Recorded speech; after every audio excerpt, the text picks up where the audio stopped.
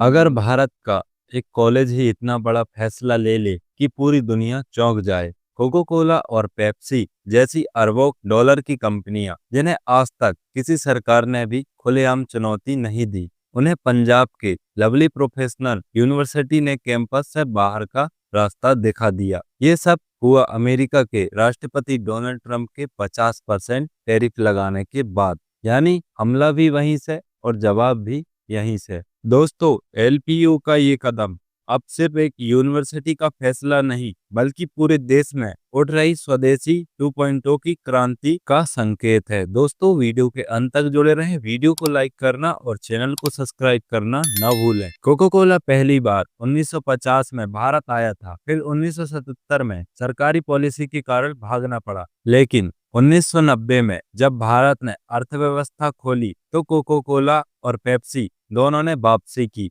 और देखते देखते पूरे बाजार पर अपना कब्जा कर लिया। आज हालात ये हैं कि क्रिकेट हो या बॉलीवुड, त्योहार हो या पार्टी, हर जगह कोको कोला ब्रांड्स की घुसपैठ हो चुकी है। लेकिन इस सफर में उन्होंने हेल्थ, पानी और लोकल बिजनेस सबका नुकसान किया। रिपोर्ट्स कहती है 1 लीटर कोको कोला बनाने में लगभग 3 लीटर पानी बर्बाद होता है और शुगर की मात्रा सीधी सीधी डायबिटीज, मोटापा और हार्ट प्रॉब्लम को दावत देती है। अब आते हैं असली धमाके पर। एलपीयू ने अगस्त 2025 में घोषणा की कि कैंपस में कोको कोला, पेप्सी और सारे अमेरिकी सॉफ्ट ड्रिंक पूरी तरह बैन होंगे। इकोनॉमिक टाइम और इंडिया टुडे की रिपोर्ट्स के मुताबिक ये फैसला अमेरिका द्वारा भारतीय वस्तुओं पर 50% टैरिफ लगाने के जवाब में लिया गया। चांसलर अशोक कुमार मित्तल ने साफ कहा, अगर अमेरिका हमारे प्रोडक्ट पर टैक्स बढ़ा सकता है तो हम क्यों उनके ड्रिंक्स खरीदें।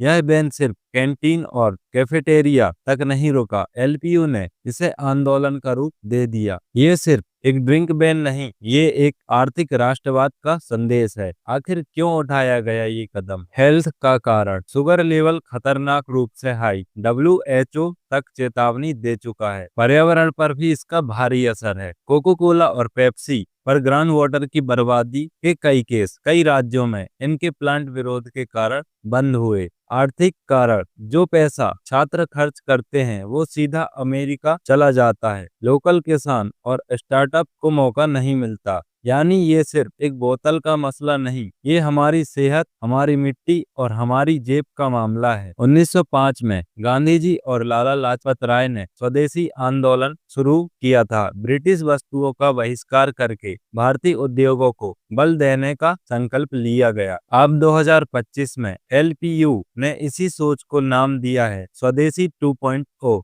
कैंपस में अब सिर्फ देसी ड्रिंक्स, गन्ने का रस, नींबू का पानी, नारियल पानी, छाछ, हर्बल ड्रिंक्स, स्टूडेंट इन्हें अपनाने लगे हैं। यह कैंपस एक मिनी इंडिया बन गया है, जहां विदेशी नहीं स्वदेशी ब्रांड्स को महत्व मिल रहा है। हम गर्व से कहते हैं, हमारी बोतल में अब भारत का स्वाद है, अमेरिका का नहीं। टाइम्स ऑफ इंडिया की रिपोर्ट कहती है कि इस फैसले ने सोशल मीडिया पर तहलका मचा दिया। हैशटैग स्वदेशी 2.0 ट्विटर और इंस्टाग्राम पर ट्रेंड करने लगा। लोग कहने लगे, अगर एक यूनिवर्सिटी ऐसा कर सकती है तो हम सब क्यों नहीं। इससे छात्रों में जागरूकता भी फैली और देश भर में चर्चा छिड़ गई। सर, हमें समझ आ गया कि चेंज सिर्फ सरकार नहीं, हम भी ला सकते हैं। कोको कोला और पेप्सी जैसी कंपनियां अब डैमेज कंट्रोल में लगेगी। वे स्पॉन्सरशिप, विज्ञापन, क्रिकेट और बॉलीवुड पर और ज्यादा खर्च करेगी। लेकिन सवाल है, क्या अब युवा फिर से उनके जाल में फंसेंगे या फिर इस बार सचमुच स्वदेशी का झंडा ऊंचा रहेगा?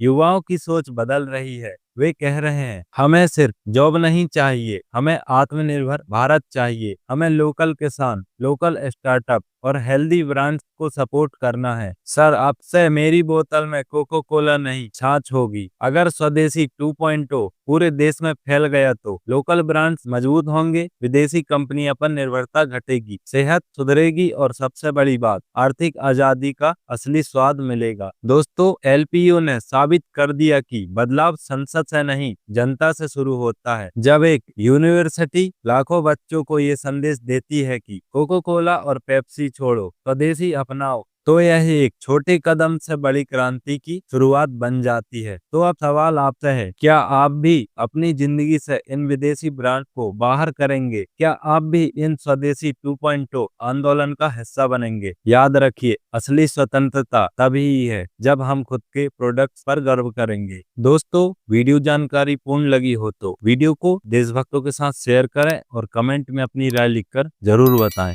जय हिंद।